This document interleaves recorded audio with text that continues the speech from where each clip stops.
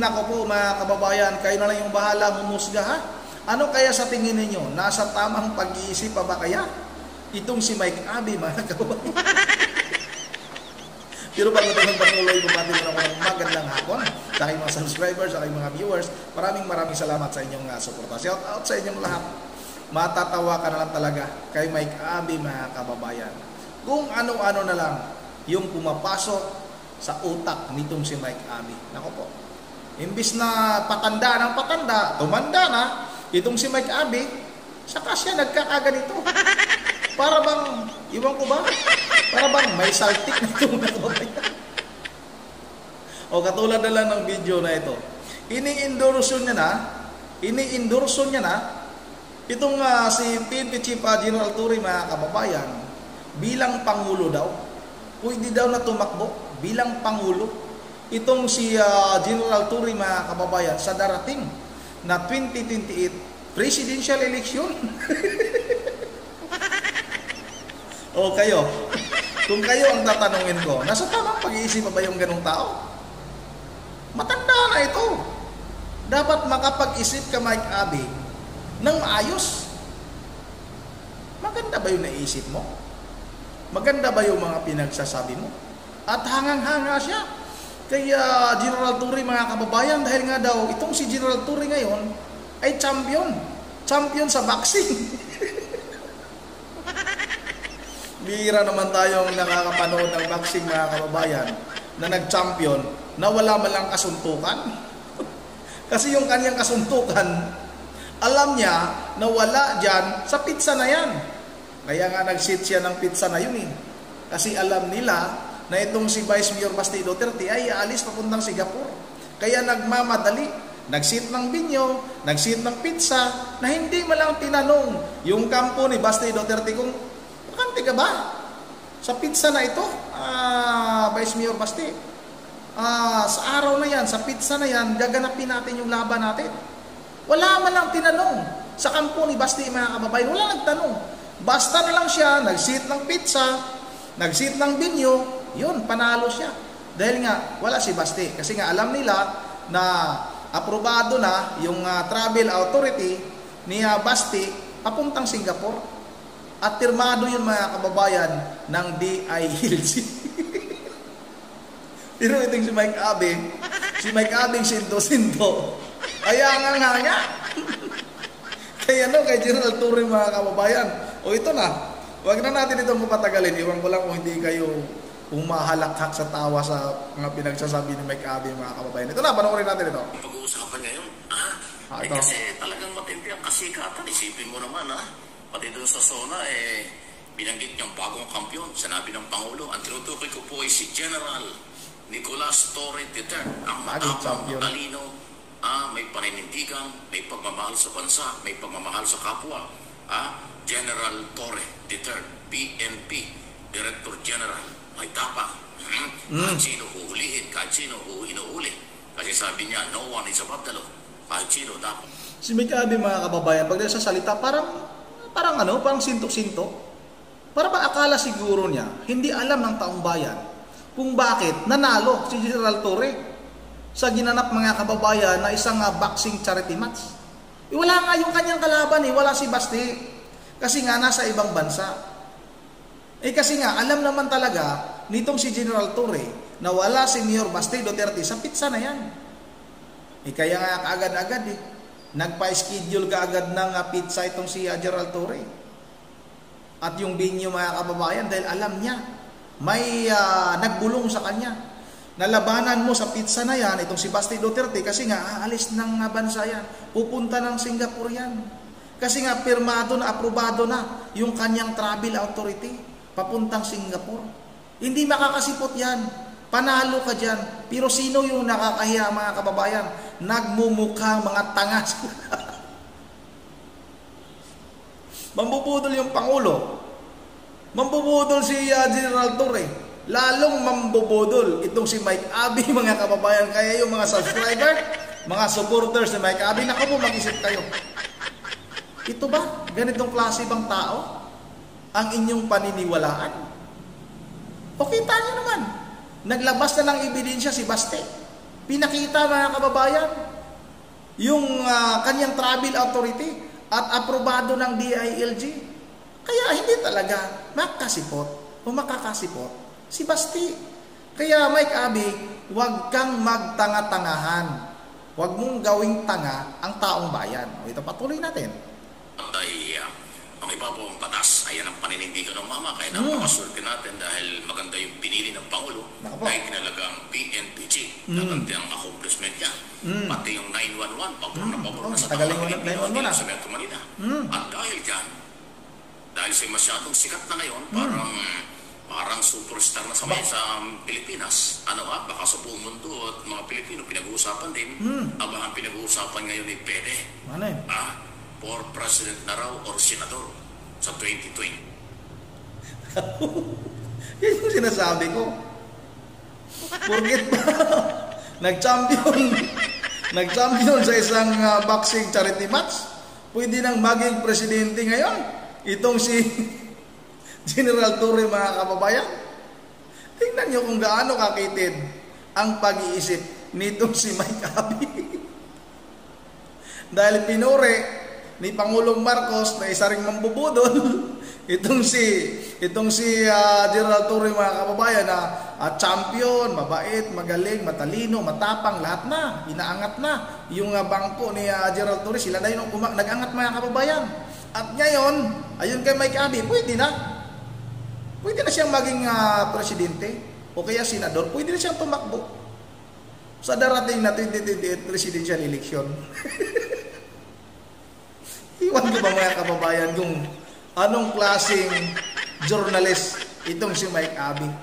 Di natin alam kung talaga bang yan yung epekto sa kakaisip ni Mike Abby kung paano siraan itong mga Duterte. Yan yung naging epekto, mga kababayan. Naging sinto-sinto na ngayon si Mike Abby. Pwede, kasi alam bakit? Mga isang taong mahigit na lang, magre-retiro na po si General Torre. Kung di ako kakamali, pagdating nga ng 2027 ba? 2027, magre-retiro na yan. Tapos? Magre-retiro na or bago matapos ang 2026. Mga gano'n kasi 55 na sa mga, tama, mga hanggang 2020, next year na lang siya sa PNP. Okay? Kaya kung magagawa niya na maayos, makontrol at disiplina ang pulis, nag-uumpisa pa lang siya, kailan ba? Nitong June lang or July o June. O di ba, marami na siyang nagawa. Ano nagawa? Kung marami pang magagawa ito bago mag-umpisa na retiro, baka ito ang pwede. Kasi nakakasawa na yung mga traditional politicians, sa totoo lang. Nakakasawa na, parang ayaw ko nang bumoto pag eleksyon, pag walang pangalan. Huwag ka nang bumoto. Nakakapagsisi na ang bumoto ngayon, lalo na sa mga senador. Nawang mga walang prinsipyo, Nagsisisi siya, mga kababayan, dahil yung dalawang senador na ini-endorso niya nung nakaraang eleksyon, itong si Bam Aquino at itong si Kiko Pangilinan, ay hindi sinuportahan yung kaniyang gustong maging Senate President, itong si Senador Tito Soto. Ang sinuportahan, mga kababayan, ng dalawang itong si Aquino at itong si Pangilinan, ay si Chis Escudero. Kaya galit na galit. May upload tayo kahapon yan. Kulang na lang maglumpasay si Mike Abby, mga kababayan. Grabe, sobrang sisi. Abot langit yung pagsisisi ni Mike Abby. Bakit daw sinuportahan niya itong dalawang ito? Kaya ngayon, gusto niya na sa susunod na eleksyon o sa mga darating na eleksyon, hindi na siya buboto ng mga senador. Kasi hindi nangyari yung gusto niyang mangyari. Ako, Mike Abby, sumasakit yung tiyan ko sa iyo, kakatawa. Of course, puro kapangyarihan at pera lang ang iniisip. Hindi ko ikaw, pero marami sa mga senador, marami sa mga traditional politician, yan ang iniisip. Kung paano sila mabuhay, paano sila magpayaman, napakayaman na nila. Pera at kapangyarihan lang ang habol. Kaya ngayon gusto natin bago.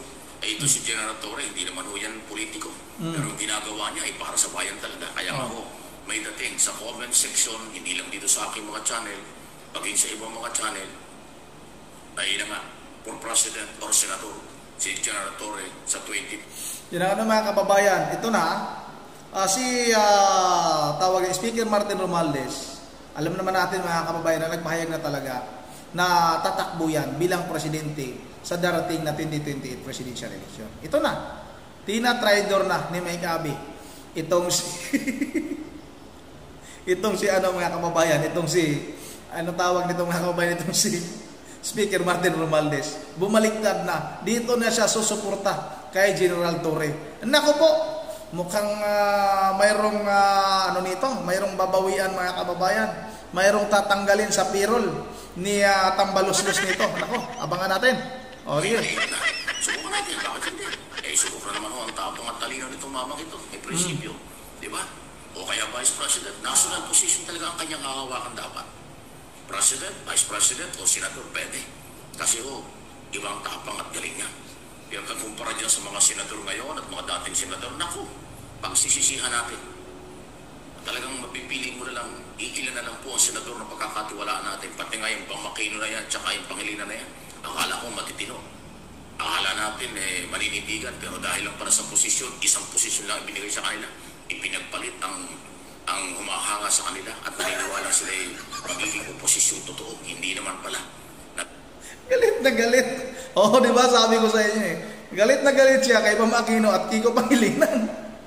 Dahil nga hindi niya nakuha yung kagustuhan niya na doon buboto kay Tito Soto. Hindi sila bumoto kay Tito Soto mga kababayan. Salip, sumuporta kay Chis Escudero. Ilan yung bumoto kay Tito Soto? 4 mga kababayan. 5 yung kanyang sarili. Binoto niya yung kanyang sarili. Kaya itong si Mike Abe, grabe yung galit. Grabe yung galit kay Pam Aquino at kay Kiko Pangilinan. Samantala noong kasagsagan ng eleksyon, grabe yung yabang ni Mike Abe noon mga kababayan. Talagang sabi niya, wala, tatanggalin sa alyansa itong si Amy Marcos at itong si Camille Villar. Dito tayo. Ito ang piliin natin. Ito dapat ang iboto natin. Itong si Pam Aquino at itong si Kiko Pangilinan. Dahil may mga panindigan ito, may mga prinsipyo ito. Pero ngayon, wala, ulat. Ulat si Mike Abe. Galit na galit. Ngayon, yung kanyang ini-endorso na naman, itong si PNP Chief General Torre para daw maging Pangulo. Tatakbo daw sa pagka-Pangulo sa darating na 2028 presidential election. O anong nangyari kay Tamba, yung bossing mo? Maging Vice President na lang ba?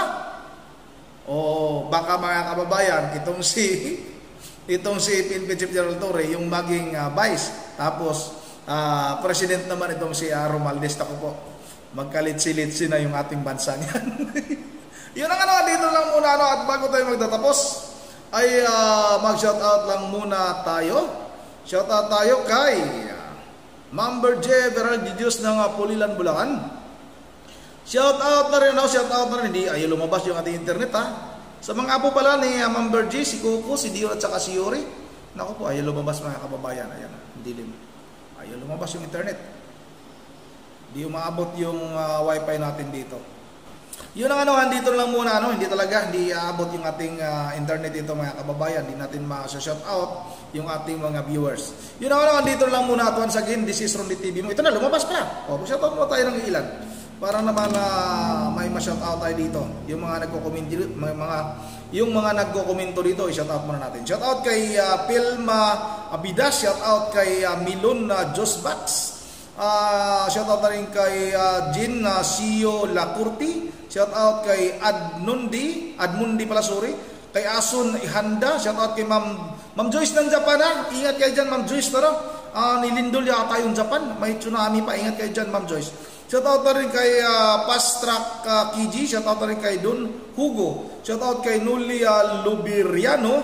Shout out kay Shirela Lagaak. Shout out kay Alan Irpagib. Shout out na rin kay Nilo Barik. Shout out na rin kay Bumbi Dog. Shout out na rin kay Slids Hammer. At shout out kay Yupi Alcon. Yun ang dito lang muna. At once again, this is Rondy TV mo. Ingat ang lahat. God save the Philippines.